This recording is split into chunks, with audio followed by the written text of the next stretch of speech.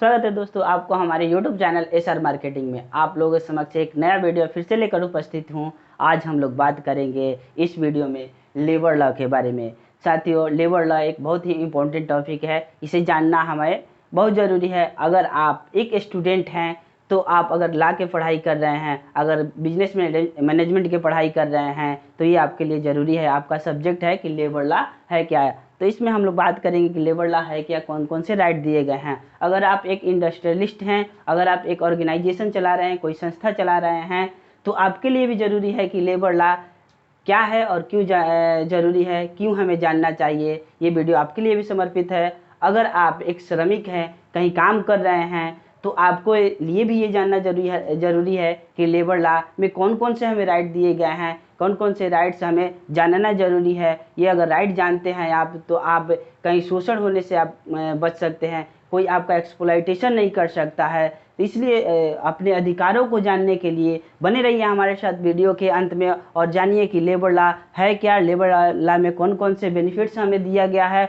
और labour law क्यों ज़रूरी है, लेबर लॉ की आवश्यकता क्यों पड़ गई गवर्नमेंट की। मैं इसके बारे में बताने जा रहा हूँ आज आप लोगों के बीच में। बने रहिए हमारे साथ वीडियो के अंत में। हम लोग यहाँ पर डिफिनीशन के बारे में बात करेंगे कि लेबर लॉ का डिफिनीशन क्या है। तो मैंने एक छोटा सा डिफिनीशन यहाँ पर बताने की कोशिश की है कि labour law is legislation specifying responsibilities. Labour law क्या है कि लेजिस्लेशन है जो रिस्पॉन्सिबिलिटीज को स्पेसिफाई करती है। यानी आपकी रिस्पॉन्सिबिलिटी क्या है, किसकी रिस्पॉन्सिबिलिटी, तो आपके एम्प्लॉयर की रिस्पॉन्सिबिलिटी क्या है, एम्प्लॉय की रिस्पॉन्सिबिलिटी क्या है, एम्प्लॉय को कौन से राइट दिया गया है, इन तमाम चीज़ों के बारे में लेबर लॉ में बताया गया है। साथियों, जैसा आप सभी जानते हैं कि पहले हमारे देश में जो राजतंत्र हुआ करता था और अंग्रेज़ों का ज़माना था, तो उस समय श्रमिकों का शोषण बेतहाशा होता था।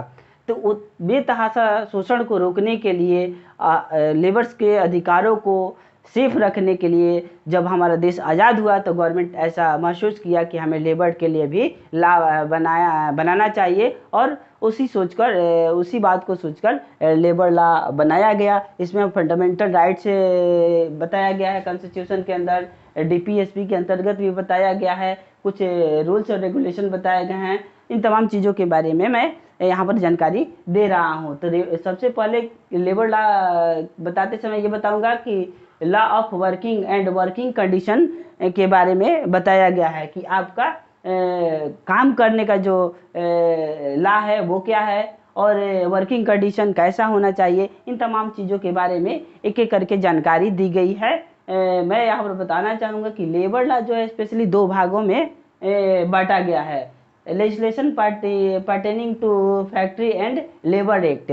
लेजिस्लेशन जो है बनाया गया है किसके लिए, तो फैक्ट्री और लेबर एक्ट में, जिसमें बात किया गया कि लेबर और इंडस्ट्री के वर्किंग कंडीशन को रेगुलेट करता है। ये जो रूल्स बताया गया है कि आपको इंडस्ट्री और वर्किंग कंडीशन के किस प्रकार से रेगुलेट किया गया है। तो इसके लिए एक्ट बनाया गया है। जो पहला एक्ट हमारा बनाया गया उसमें है फैक्ट्री लॉ 1948 के बारे में यहाँ पर बात किया गया है। उसके बाद यूनियन लेबर ऑफ एक्ट 1926 बनाया गया है। हमारे देश की आज़ादी से पहले बनाया गया था, लेकिन इस कुछ अधिकारों को आज भी हम लोग यूज करते हैं। दूसरा जो हमारा है इसमें भाग है वो है कि legislation pertaining to social security of labour के सोशल सिक्योरिटी के बारे में यहाँ पर बात किया गया है कि इंडस्ट्री के द्वारा, किसी ऑर्गेनाइजेशन के द्वारा लेबर को किस प्रकार की सिक्योरिटी प्रोवाइड की जा रही है। तो जो हमें ये प्रोविडेंट फंड मिलता है, मिनिमम वेजेज मिलता है, मैटरनिटी बेनिफिट्स मिलता है, कंपनसेशन मिलता है, आपके इसी के अंतर्गत आता है। Legislation pertaining to social security and labour act के अंतर्गत आता है। यानी कि आपको प्रोविडेंट फंड जो प्रोवाइड किया जाता है, कितना प्रोविडेंट फंड मिलना चाहिए, क्या उसका तरीका होता है, इन तमाम चीज़ों के बारे में इसमें जानकारी दी गई है। साथियों, जैसा जानते हैं कि लेबर लॉ जो है एक छोटा टॉपिक नहीं है, फिर भी मैंने एक शॉर्ट फॉर्म में समझाने की आपको कोशिश की है। एक बहुत बड़ा विस्तृत टॉपिक है और विस्तृत सब्जेक्ट है। लेकिन मैंने कोशिश किया कि शॉर्ट फॉर्म में आपको समझाने की कोशिश करूं और एक बेसिक जानकारी देने का मैंने यहाँ पर प्रयास किया है। अगर डिटेल्स में बात करेंगे तो बहुत समय लग सकता है, तो अगर वीडियो में बने रहिए, अच्छा लग रहा है तो बताइएगा। एक विस्तृत वीडियो लेकर आप लोगों के समक्ष में मैं आऊँगा लेबर लॉ के बारे में। और अभी हम लोग यहाँ पर बेसिक जानकारी के बारे में ही बात करेंगे।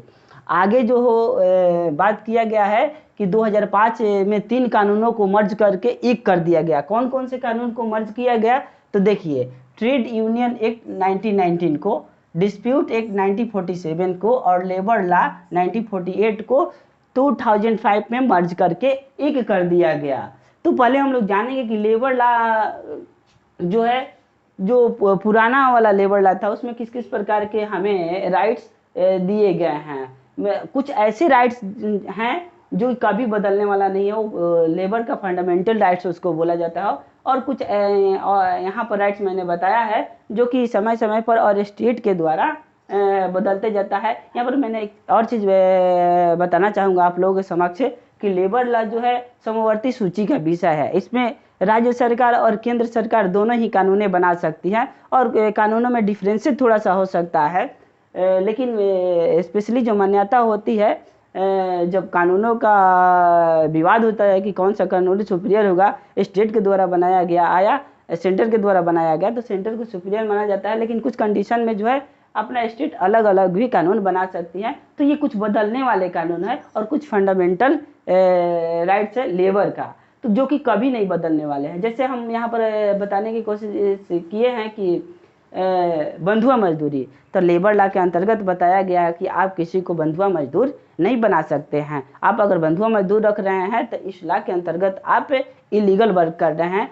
आप पनिशमेंट के लायबल हैं, तो आप बंधुआ मजदूर नहीं बना सकते हैं। पहले देखा जाता था कि कोई व्यक्ति रीढ़ के चंगुल में फंस जाता था और रीढ़ के चक्कर में उसे वर्षों वर्ष काम बंधुआ मजदूर बनाकर काम करवाया जाता था।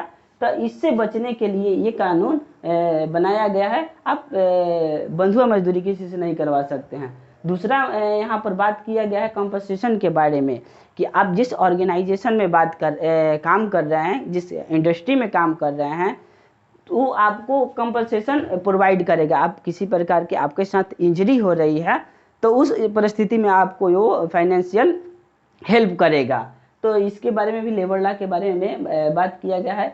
नेक्स्ट इसमें बात की गई है बिल्डिंग रूल के बारे में। तो बिल्डिंग रूल जानना भी ज़रूरी है। आप श्रमिक हैं, कहीं काम कर रहे हैं, कंस्ट्रक्शन साइट पे काम कर रहे हैं, तो कंस्ट्रक्शन साइट पर आप देखते हैं कि बहुत ऊंची ऊंची इमारतें होती है या कोई खतरनाक जगह होता है, तो कंस्ट्रक्शन कंपनियां जो है आपके सेफ्टी का पूरा ध्यान रखे, इसके लिए भी कानून बनाया गया है कि अगर आप बहुत ऊंचाई पर काम कर रहे हैं तो आप देख सकते हैं कि पर्दा लगा दिया जाता है, ग्रीन टाइप का पर्दा आप कंस्ट्रक्शन साइट पर देख सकते हैं, और लेबर लॉ के वजह से ही लगाया जाता है ताकि रूल्स को वो फॉलो करे। अगर कोई लेबर ऊंचाई से गिरता है तो उसमें फंस के वो बच सके, आपको सेफ्टी बेल्ट प्रोवाइड करे।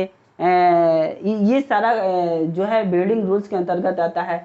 आगे इसमें बात किया गया है टाइमिंग पेमेंट के बारे में कि आपको समय समय पर पेमेंट प्रोवाइड करे। अगर समय पर पेमेंट नहीं दिया जा रहा है तो ये जो है लेबर लॉ के अंतर्गत वो इलीगल हो जाएगा, आप इसके अगेंस्ट में एक्शन ले सकते हैं। ये जो है फंडामेंटल राइट्स हैं जो कभी नहीं बदलता है, कितना भी कानून बदल जाए लेकिन इसमें बदलाव नहीं होता है। बदलाव किस में होता है आपको तो मैं यहाँ पर बताऊंगा कि 8 आवर वर्किंग, तो जो काम का समय होता है 8 आवर फिक्स किया गया है कि 8 घंटे से ज़्यादा किसी से आप काम नहीं करवा सकते हैं। लेकिन कुछ कुछ स्टेट जो है, कुछ कुछ एरिया जो है इसको बढ़ाकर 12 घंटे भी कर देता है, तो वो चेंजेबल है ये, लेकिन 8 आवर्स होना चाहिए। और इसमें एक और चीज़ है कि अगर 8 आवर्स काम कर रहे हैं तो 4 घंटे के बाद आपको 30 मिनट का ब्रेक दिया जाएगा। अगर आप 12 घंटे काम कर रहे हैं तो 6 घंटे के बीच में आपको एक ब्रेक दिया जाएगा। तो ये फर्स्ट हो गया। सेकेंड में आपको बताया गया है वेजेज एक्ट के बारे में। तो वेजेज एक्ट में क्या होता है कि मान लीजिए कि आप कहीं वर्क कर रहे हैं, कहीं काम कर रहे हैं, आपका 8 घंटे का जो पेमेंट है 800 रुपया मिल रहा है। तो प्रति घंटा आपका 100 रुपया हुआ।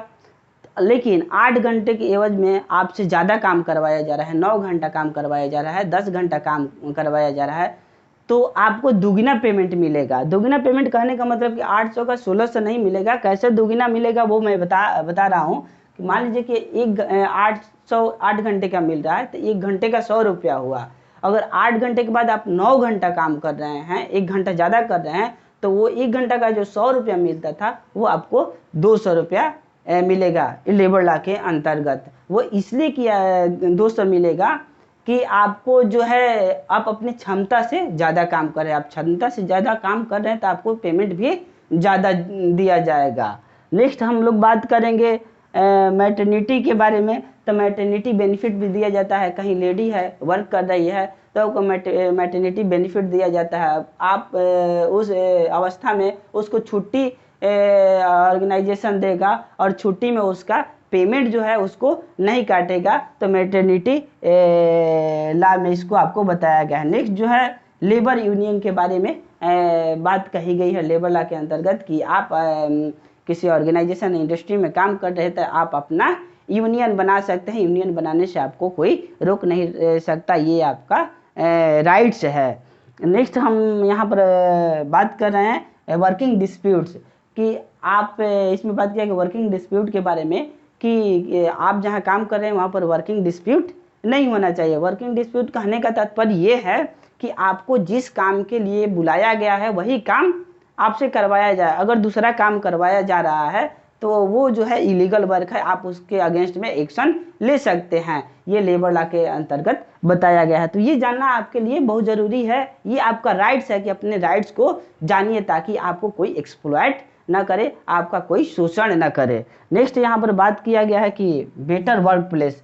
बेटर वर्क प्लेस की बात किया गया कि आप जहाँ काम कर रहे हैं वहाँ जो है वो इंडस्ट्री आपको बेटर वर्क प्रोवाइड करे, सेफ्टी और सुरक्षा का आपका ध्यान रखे। नेक्स्ट यहाँ पर बात किया गया है कॉन्ट्रैक्ट लेबर के बारे में, जो कि बहुत इंपॉर्टेंट है। इसको विस्तृत रूप से मैं यहाँ पर बताना चाहूँगा कि कॉन्ट्रैक्ट लेबर्स क्या होते हैं। तो इसमें ये दोनों के लिए बेनिफिट है, एक इंडस्ट्री के लिए भी बेनिफिट है और लेबर पॉइंट ऑफ व्यू से भी इम्पोर्टेंट है। ये दोनों के लिए इसलिए इम्पोर्टेंट है कि क्या होता था कि पहले कंपनी जो होती थी कुछ समय के लिए काम लेती थी, तो कुछ परमानेंट अपने श्रमिकों को रखती थी और कुछ टेम्पोररी श्रमिक को रखती थी। तो ज़्यादातर क्या होता था कि टेम्पोररी श्रमिक कुछ दिन काम करने के बाद क्या होता था कि अपने परमानेंट करने के लिए उनसे लड़ने लगते थे, उन पर दबाव बनाने लगते थे। तो इससे कंपनी पर को बहुत परेशानी होती थी।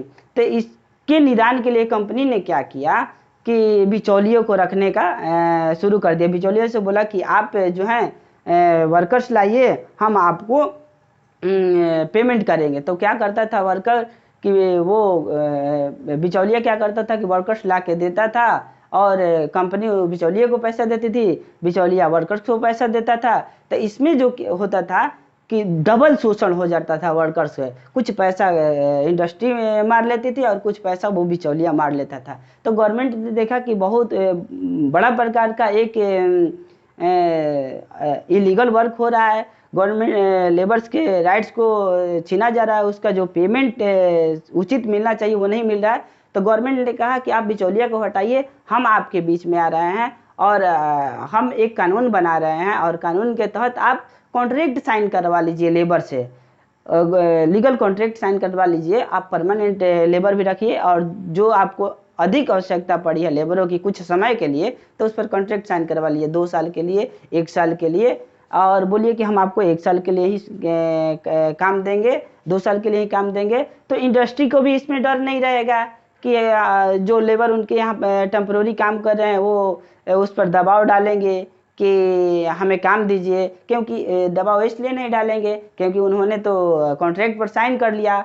और इसमें लेबर का भी फायदा होता था कि जो बिचौलिया उनका पैसा खा जाता था वो बच गया। तो इसलिए ये दोनों पॉइंट ऑफ व्यू से बेहतर है, चाहे वो कोई इंडस्ट्रियलिस्ट हो, कोई ऑर्गेनाइजेशन चलाने वाला हो या कोई लेबर हो। नेक्स्ट आपको बात करी गई है इसमें कि मजदूरी से हटाते वक्त गवर्नमेंट को इन्फॉर्म करना चाहिए। यानी आप इंडस्ट्री चला रहे हैं, आप अपने लेबर को काम करवा रहे हैं और अचानक नहीं हटा सकते हैं, लेबर को अगर हटा रहे हैं तो आपको गवर्नमेंट को इन्फॉर्म किया जाएगा। लेकिन ये चीज़ कहाँ लागू होती है? हर जगह नहीं लागू होती है। जहाँ 5-10 लेबर काम कर रहे हैं, वर्कर्स काम कर रहे हैं, वहाँ पर ये चीज़ नहीं लागू होती है।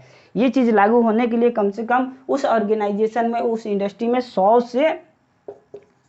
से ज़्यादा श्रमिक की होना आवश्यकता है। 100 से ज़्यादा अगर श्रमिक काम कर रहे हैं, अगर उस स्थिति में अगर वो इंडस्ट्री सबको हटा रही है तो उसको गवर्नमेंट को इन्फॉर्म करना पड़ेगा। अगर नहीं कर रही है तो इलीगल काम है। लेकिन ये कंडीशन जो है 100 से नीचे अगर कर्मचारी आपके यहाँ 20-30 काम कर रहे हैं तो उस पर लागू नहीं होता है। और एक और चीज़ की बात कही गई है इसमें कि इक्वल पेमेंट की बात कही गई है, जो कि हमारे फंडामेंटल राइट्स में भी बताया गया है, डीपीएसपी में भी बताया गया है कि इक्वल वर्क के लिए इक्वल पेमेंट आपको दिया जाएगा। आगे हम लोग बात करेंगे इसमें कि कॉन्स्टिट्यूशन हमें कौन से राइट दे रहे हैं और लेबर लॉ का राइट क्या है कॉन्स्टिट्यूशन के थ्रू। तो कुछ आर्टिकल जो है यहाँ पर मैंने लिखा है, और आर्टिकल जानना भी जरूरी है।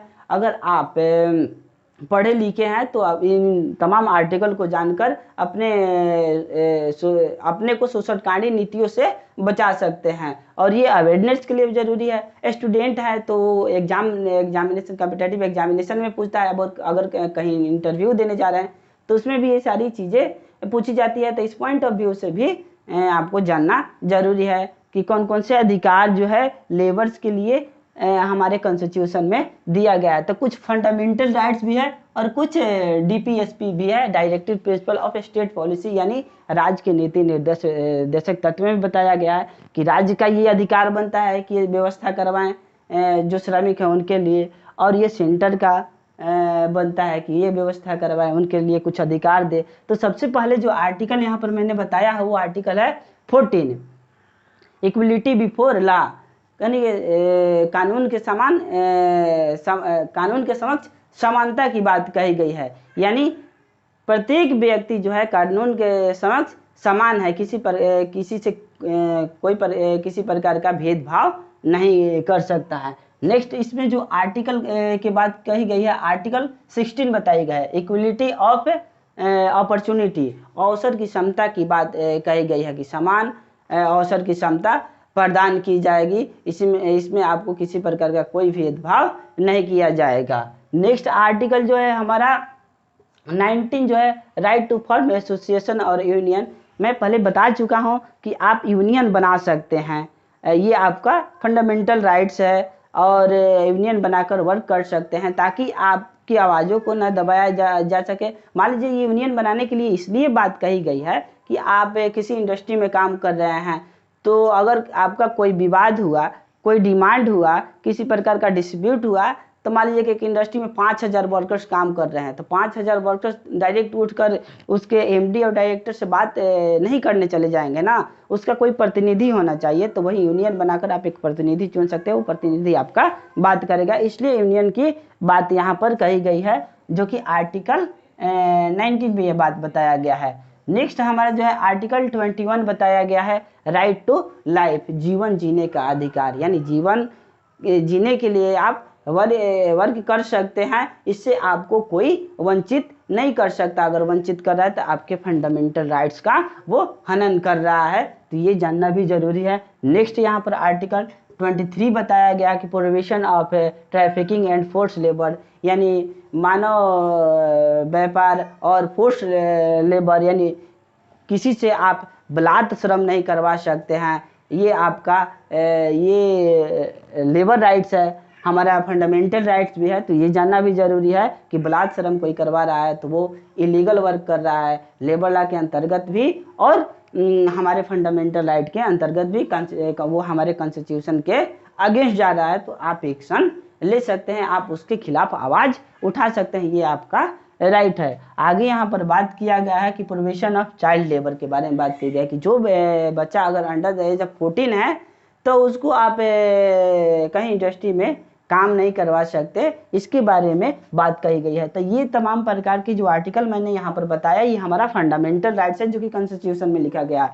कुछ राज्य के नीति निर्देशक तत्व में भी बातें बताई गई है जो कि लेबर लॉ से रिलेटेड है, श्रमिक के लिए रिलेटेड है। तो जो सबसे पहले बात की गई है आर्टिकल 38 में बताई गई है डीपीएसपी में कि state shall strive to promote the welfare of the people, यानी राज्य के कल्याणकारी काम के लिए लोगों को प्रोत्साहित करेगा, राज्य उनको अवसर प्रदान करेगा, उनके जॉब प्रोवाइड करवाने की व्यवस्था करेगा। इन तमाम प्रकार की बातें जो है आर्टिकल 38 में कही गई है। आर्टिकल 39 में बताई गई है कि equal payment for equal work, यानी सामान्य कार्य के लिए आपको सामान्य कार्य के लिए सामान्य पेमेंट दी जाएगी, किसी प्रकार का पेमेंट देने में कोई भेदभाव नहीं किया जाएगा। नेक्स्ट हमारा बात किया गया आर्टिकल 41 के बारे में, राइट टू वर्क, आपको काम करने का अधिकार है, आपको काम करने से कोई रोक नहीं सकता। अगर कोई काम करने से आपको रोक रहा है तो आपके संवैधानिक अधिकारों का हनन कर रहा है, आप उसके अगेंस्ट में एक्शन ले सकते हैं, वो इलीगल वर्क कर रहा है। नेक्स्ट यहाँ पर बताया गया आर्टिकल 42 के बारे में कि provision of just and human condition of work, यानी कि आपका जहाँ काम कर रहे हैं वहाँ का वर्किंग कंडीशन क्या है, इसके बारे में बात किया गया है। राइट ऑफ लिविंग वेजेज के बारे में बात किया गया है आर्टिकल 43 में।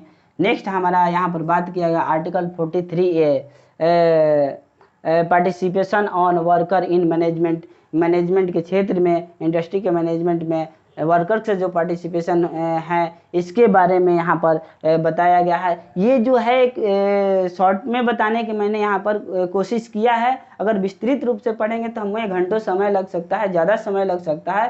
अगर आपको विस्तृत जानकारी चाहिए तो वीडियो में कमेंट करके बताइए कि हाँ इस पर एक बड़ा सा वीडियो लेकर आइएगा। आपका कमेंट अगर अच्छा खासा रहा, आपका डिमांड रहा, तो मैं लेबर लॉ पर एक बड़ा वीडियो लेकर आऊँगा और विस्तृत रूप से समझाने की मैं कोशिश करूँगा।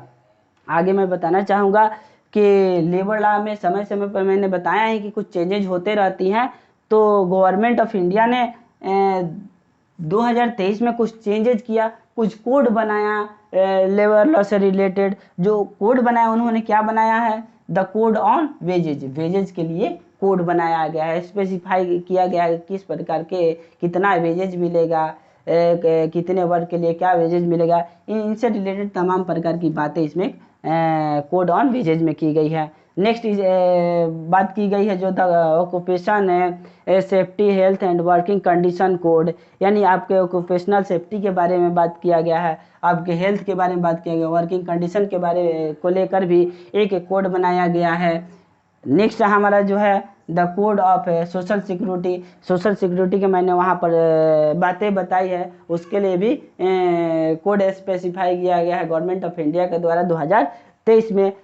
वो सोशल सिक्योरिटी आपको प्रोविडेंट फंड वगैरह, मिनिमम वेजेज वगैरह के बारे में, मैटरनिटी बेनिफिट के बारे में या कंपनसेशन के बारे में जो मैंने बताया वो आपको इस कोड के अंतर्गत आएगा। द इंडस्ट्रियल रिलेशन कोड के बारे में यहाँ पर बातें बताई गई है कि आप किस प्रकार से रिलेशन रहेगा इंडस्ट्री के अंतर्गत, वो बातें बताई गई है।